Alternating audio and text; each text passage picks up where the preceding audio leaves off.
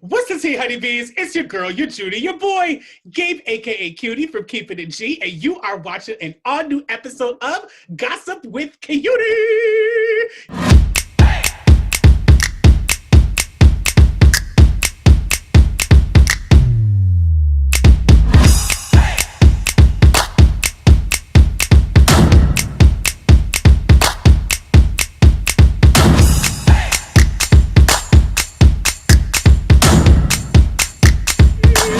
Y'all, we are back. Okay, we had to end this year strong, honey. Okay, and actually have a great, informative interview. And we actually did not have to have it. We actually have the best person ever in the game. Up and coming rapper Xandre is in the building, honey. Thank you so much for coming to my channel. I really appreciate Xandre. Thank you. So first things first. Tell me, first and foremost, I want to say thank you for coming to my channel. It's so crazy how we met, y'all. Thank God for the People's Clubhouse, y'all, okay? I'm trying to tell y'all, if you don't got the People's Clubhouse, you missing out. And I'm not giving out no invites. You got to pay me for the invite, honey, okay? Slide into my DM with a price, and I may give you my invite, honey, okay? Because Clubhouse is so informative, and you can get so many gems and connections. I actually met Xandre through Clubhouse, and we actually connected. I heard his story, and his story is so touching, and it was so inspiring that I immediately sent him a DM and I said, listen, I would love to have you on my channel so we can discuss everything that you have and about your journey. So let's get straight to it. So first and foremost, Xandre, so let me know, so how are you today? How have you been during this time? I know this past year has been trying and crazy for a lot of us. So tell me how you are. Yeah, bro, I'm doing really good, man. I'm just grateful. I mean, you know, I a lot of my friends and I know a lot of people, they lost people through 2020, and I feel really bad about it. But 2020, you know, helped me change my perspective. Like literally, I start off every year with a word, and this year for me was discipline. But discipline wasn't the word. You know, they usually say man makes plans and without God, and God tends to laugh at it. So I had a plan of using discipline as my word for the year, but God showed me the word perspective. I literally, everything that I've been going through, I started to realize it's happening for me and not to me. And so, yeah, I'm doing really good. I'm really grateful for the year. 2020 has not been as bad as I thought.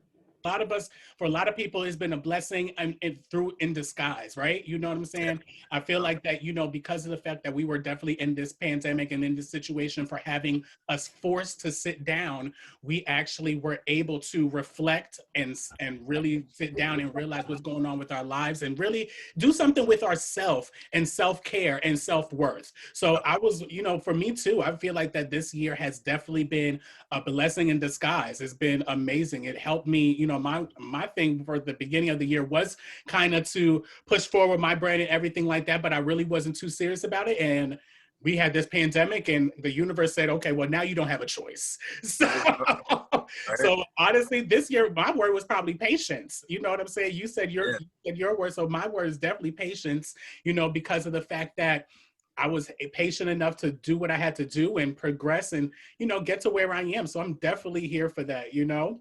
Speaking of your journey, now talk about your journey. I know that, you know, you listening to your videos and listening to your content, you are an avid believer of your spirituality and all of that. So I'm definitely here for that. So would you kind of consider yourself as a Christian rapper? What kind of artist would you consider yourself? Hey, man, you know, I think that's really the funniest thing about the Christian religion.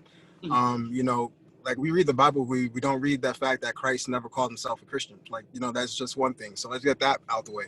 So now when somebody of the world wants to call me a Christian rapper, if that's what identifies with Jesus to you, then cool, I'm with it. I'm team Jesus, you know what I'm saying? So I'm boldly with that. So, but yeah, man, I'm a Christian first. I'm a man of God first before I'm ever an artist. I'm a human being first before I'm ever an artist. So I try to always push that. But if you want to label me that, I ain't complaining. You're here for it. Here's the Yeah. thing, and I love the fact that you, because you know the way that your music is, it's not like the normal that type of music that you normally hear. I honestly don't like putting people in a box or a bubble myself. You know what I'm saying, and categorizing you as like the Christian rap or any type like hip hop, anything like that. Creativity is creativity and music is music, and how you express it is how you express it. And if it touched someone's life, then that's what matters. You know what I'm saying? Yeah. And your story actually really touched mine. I really listened to some of your songs. I really appreciated it. Now, I do have one question. I was listening to one of your interviews and you were saying something about your license and you didn't get it renewed. Did I see you in the car? So I'm assuming that you got your license renewed. Yeah, man. So, all right. So this year started off. Like after I got my whole medication and the whole process, we'll get into that later, I guess. But so recently, I got a letter in the mail and it said that my license was suspended because of the time that I was sick. I wasn't able to. The whole COVID thing happened. I didn't renew. Basically, the life insurance. I paid it a little too late. That's what it was. So somebody had met some type of jerk at the I'm not gonna call the company out on here because I don't want nobody listening, but the person at the company was such a jerk in customer service, and he probably sent out the info to DMV, and now that DMV just found that connection some way, and they sent me a letter saying that I'm not able to drive for about a year. I don't understand how it's happening. I didn't make sense to me. I try to fight it and it's not working, so I just had to sit back and reflect, like, okay, let me start off this year with the word God has given me and not the word that I think I need. So I started off with discipline, but God told me perspective. He wants me to change my perspective for this whole entire year, for my life moving on.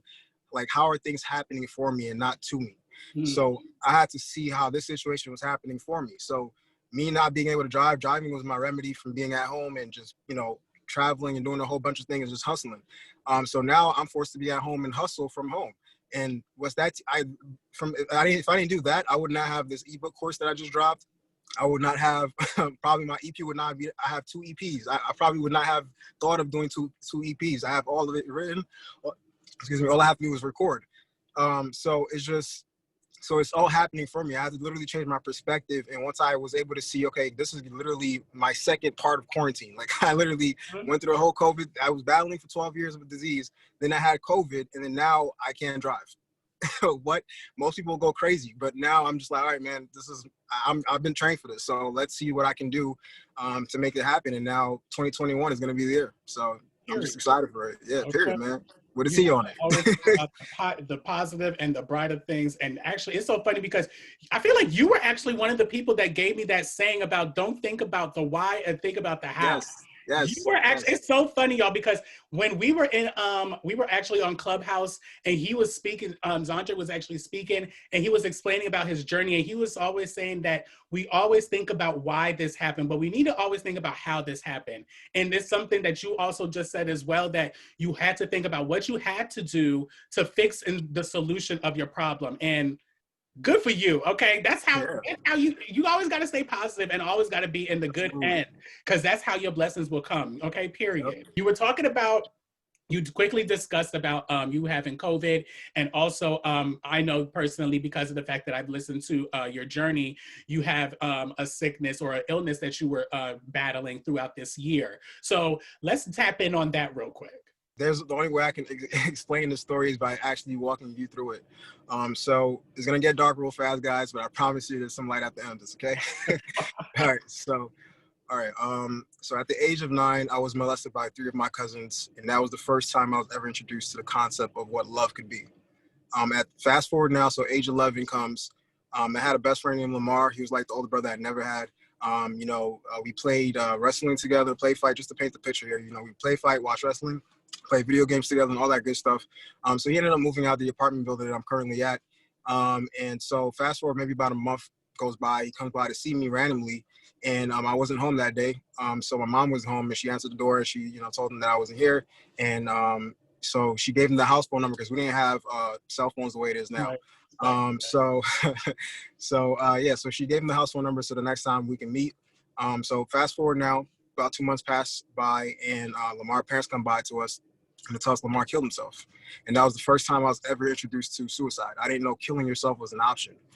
So fast forward now, 12 years old, getting ready for it's 4 a.m. and I see my dad just like stormed up, got his luggage, and he just left the house. and I was just confused. So fast forward now, maybe 6 o'clock in the morning, I'm getting ready for school, and I go to the bathroom and I see my mom just weeping, just crying her heart out, tears and everything. And as I'm walking towards her, I saw a pill bottle in her hand. I'm like, what the heck is going on? So as I walked to her, she tried to start taking the pills, and that's when I was reintroduced to suicide after losing my friend. So it took a toll on me. I literally was battling with her for weeks on it. Still having to go to school, just coming back home, worrying throughout the whole day. Am I going to come back home and find my mom dead? That was just some of the things that I battled. So fast forward now, age 13 and 14, I started contemplating suicide because I felt like that was my only escape from, fighting the thoughts and the things that was coming to me about the molestation, about the suicide from my friend, and thinking that had something to do with it. And then even seeing my mom do it. So it just resonated with me. So I wrote a poem, and one of my friends ended up seeing the poem, and he was like, yo, bro, I don't know I'm sorry I'm going through your stuff, but like, yo, this is a really powerful poem. It doesn't even sound like a poem. It has like some melodies to it. I think you should make a song out of it. And I sat on it and I was just like, all right, well, two things came to me. Well, one thing came to me. I was like, man, finally somebody hears me. I feel like I could finally be heard. So this is my outlet. So I was like, all right, so I'll just start my music career. But that quickly stopped as soon as it started because I didn't have money at 15 years old, 14, to do anything with it. So fast forward now, age 15 comes. I get diagnosed with Crohn's disease. So if those that don't know, Crohn's disease is a gastrointestinal disease. Pretty much, to put it in better words, it's like your stomach doesn't identify the good or the bad bacteria, so it starts to eat itself up. And what that feels like is like somebody rubbing sandpaper throughout your intestines every single minute of the day. And so, yeah, so that was pretty much my life from the age of 15 to 17, and from 17 to 23.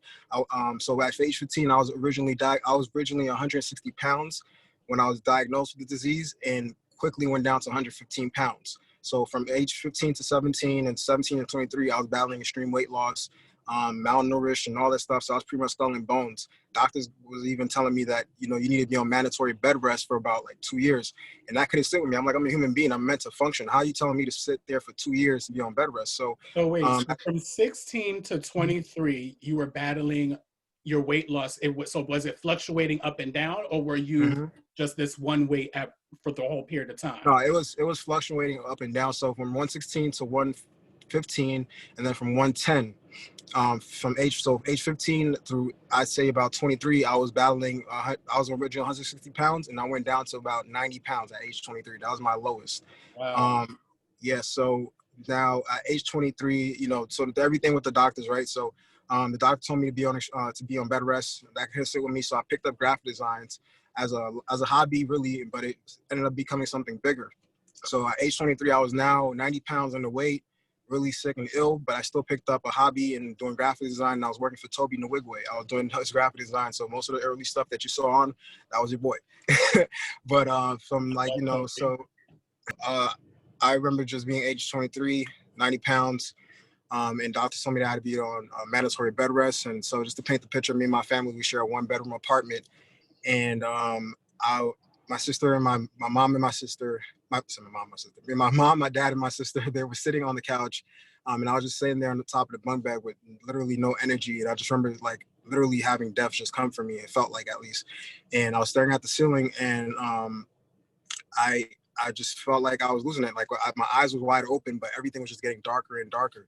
And I just couldn't understand what was happening. So I just remember just like praying to God. I'm like, man, if death is coming for me and I'm going out like this, I at least have to pray.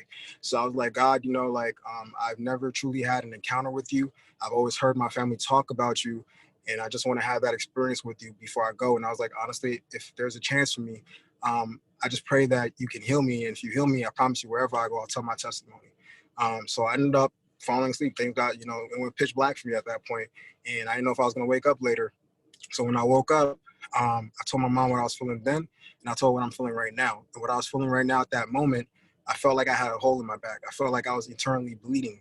And we immediately went to the doctor, the ER. So get to the emergency room. Everything was kind of a blur at that point. So I just remember like seeing the doctor inject me something to stop the pain. And then after that, it was the surgery table. And then I woke up. And when I woke up, there's 3 doctors standing in front of me. And they told me, Xandre, if you didn't come in, before they said, how are you feeling? I said, I'm feeling really great. I was like, this is the first time in years I have felt no pain at all. They're like, good, we're glad to hear that. And they're like, if you didn't come in the time that you did, we would not be having this conversation right now. And I just remember being in awe. I'm just like, man. So, and then the doctor told me, we removed 7 inches of your small intestines, and that's where the disease was attracted at. So I was kind of sad about that, but I was just happy and relieved because I'm like, God kept his word. God kept that promise and that prayer for me. Regardless if I lost 7 inches of my small intestine, I'm still standing here. I'm still breathing. So I just got to figure out life from that point. So, doctors put me on medicine. We had a treatment plan and everything. I started gaining back my weight. So I went back to like 130 pounds. Half of like, my main goal, which was 160. So, me being a human being, I ended up having a sinful lifestyle. I went back right into it. I was fornicating. I was smoking weed, trying liquor, doing all this crazy stuff, just being a regular human being, man. And but things went bad real fast. So I ended up losing my health insurance. The medicine that I was taking ended up giving me a rash, and I started. Where was this at? Was it still at 23, or is this now at like 24? Well, like 23, 24, yeah. Okay. And yeah, so I ended up like losing my weight and everything, and then I got checked again. They told me that the disease came back. So I was like, man, like I really messed up. At least I know God kept his promise. I just didn't keep mine. And and even in moments where I was, I had an opportunity to give my testimony, I'm giving it now to you guys.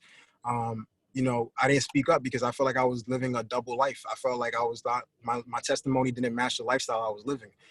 So I just didn't speak up. So so that was pretty much my battle now from, hitting 110, 115 from 130, and then hitting 90 pounds. And I was living on 90 pounds relief for about, I'd say from 23, just about maybe 90 days ago from this conversation we're having.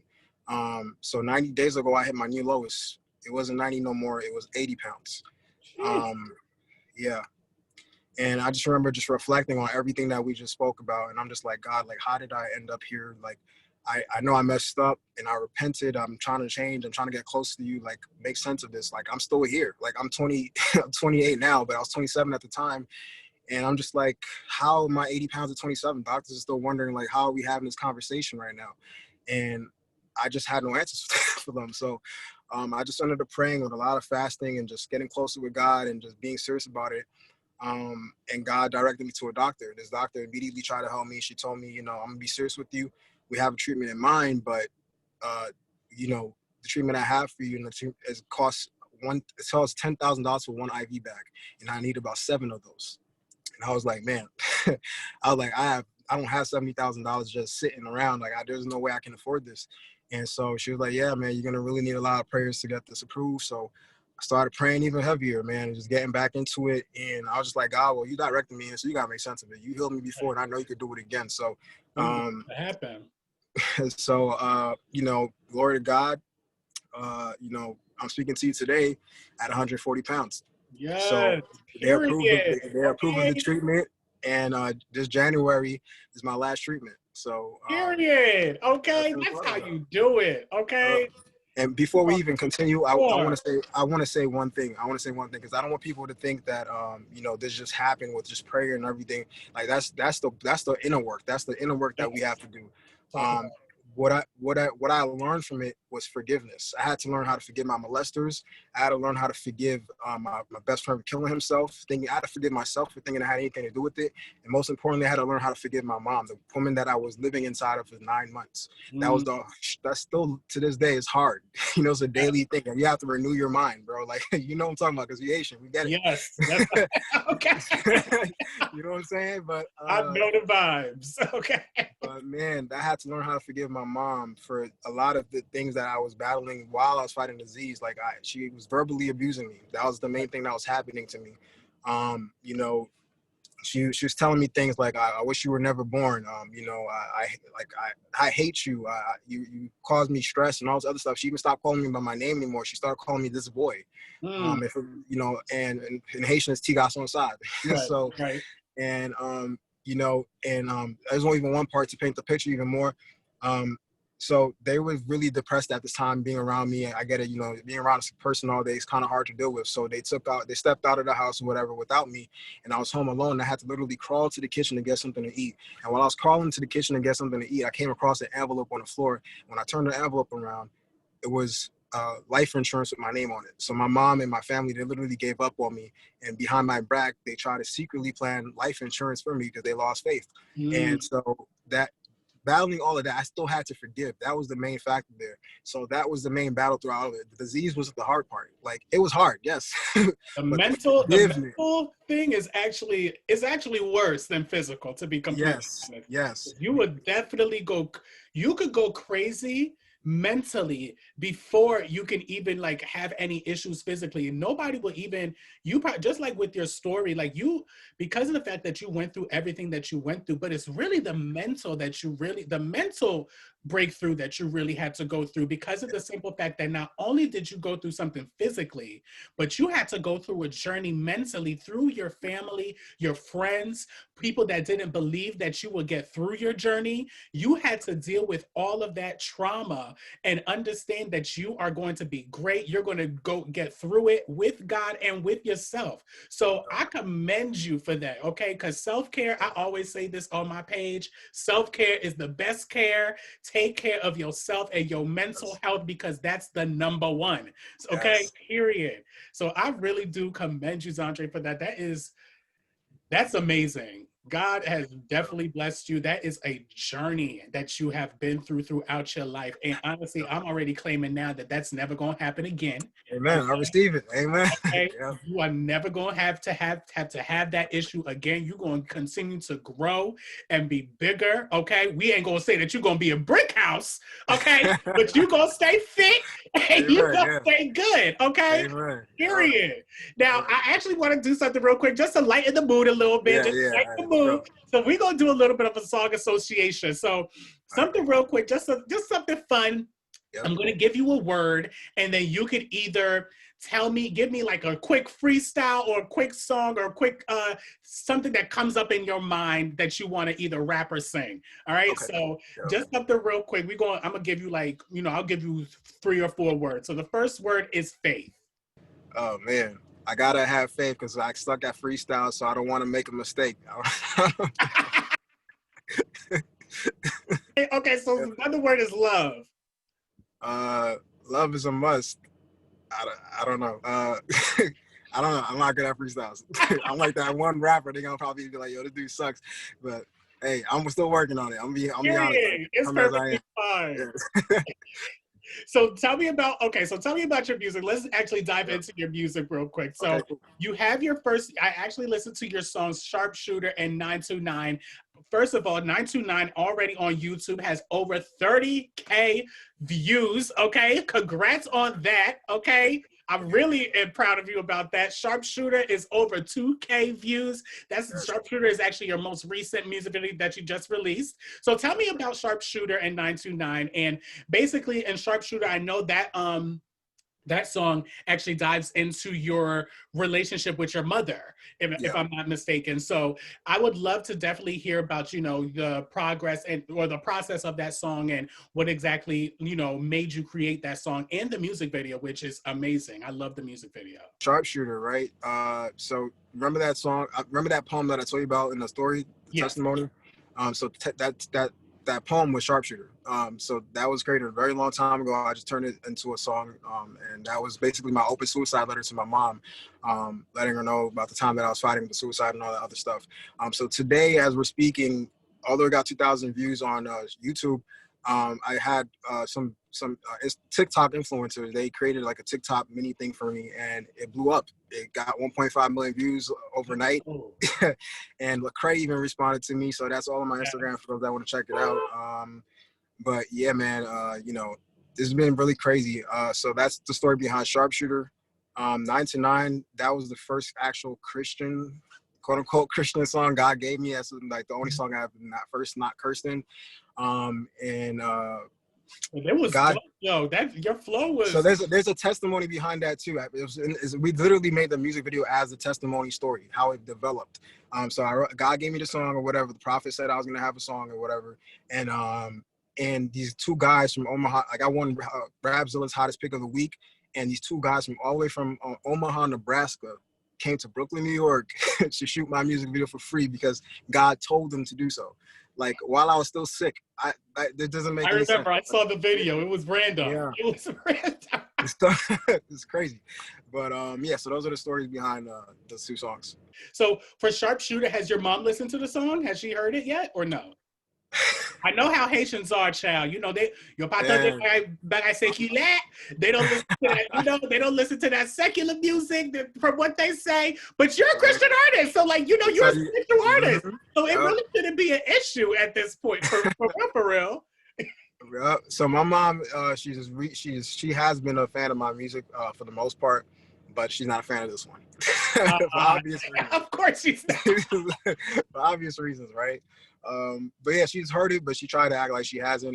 You know, the only time I've ever heard, she recently told me, "Oh, you posted on Facebook. You said that I verbally abused you. Are you serious? I never did such a thing." And I was just like, "Whatever, man." So, but yeah, you know how it is.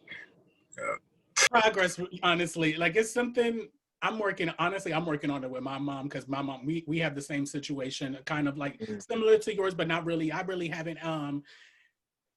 It's a lot of verbal abuse as well, but we're working at it because of the fact that something that I've learned with my therapist is I cannot always blame them, because I don't know what they went through in their childhood or in their past. So they haven't gone through their trauma and their mental illnesses, and they probably aren't even going to, because of the fact that they're so much older, and they don't believe in therapy, bro. That's the crazy thing. So that's crazy.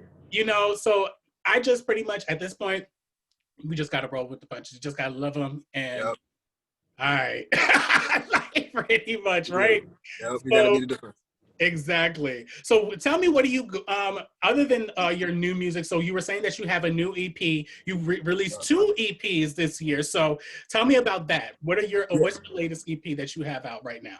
Oh, no, not right now. So in 2021, next year, I'm dropping 2 EPs. Yeah, so they're going to be called We Will Not Be Ignored, which is actually one of the hats I'm wearing right now. And the other one is called I Will Not Die. So I Will Not Die is for people who battled the suicide thoughts. I was battling a lot of suicide thoughts, even after the whole sickness, and even after God told me the promises that he had for me. The thought just kept coming to my mind, like, man, I feel like, because I've never, it's been years since I've experienced like literally no pain.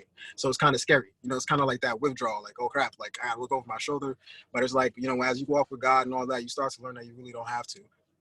So that's why I decided to call the EP I Will Not Die, and actually have a song for those type of people as well. I love that. So do you have a plan on when each one is going to be coming out yet, or not yet, or is everything still in the works? Everything is still in the works. I can't say just yet, but very, very soon though. I love it. I love it. Okay, so let's end it with 2 more song association words. So we're going to do 2 more. So we're going to do, instead of you doing any freestyle because you said you're not the best, first thing that comes in your mind when you think of this word, tell me the first thing that comes in your mind, all right? So next word is pandemic. What's the first thing that comes in your mind? Quarantine. Period. Okay, so the last word we have is melanin. Tell me the first thing that comes to your mind for melanin. Man, all Black African kings and queens, bro. Period. Okay.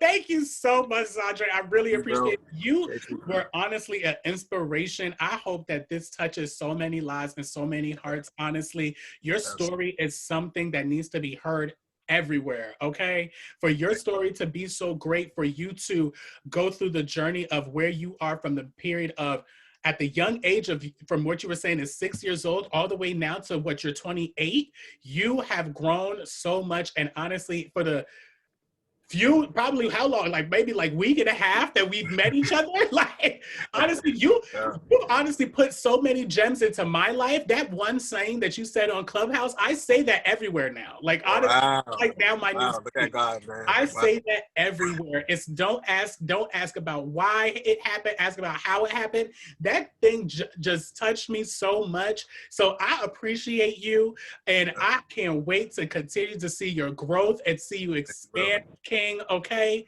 and thank you so much for coming into Gossip and Cutie. Thank you. Appreciate you, family. Absolutely. All right, y'all. So that is going to be it with Gossip with Cutie. Make sure that you guys like, subscribe, comment, click that notification bell for more videos and more tea with me. All right, y'all. Cutie out.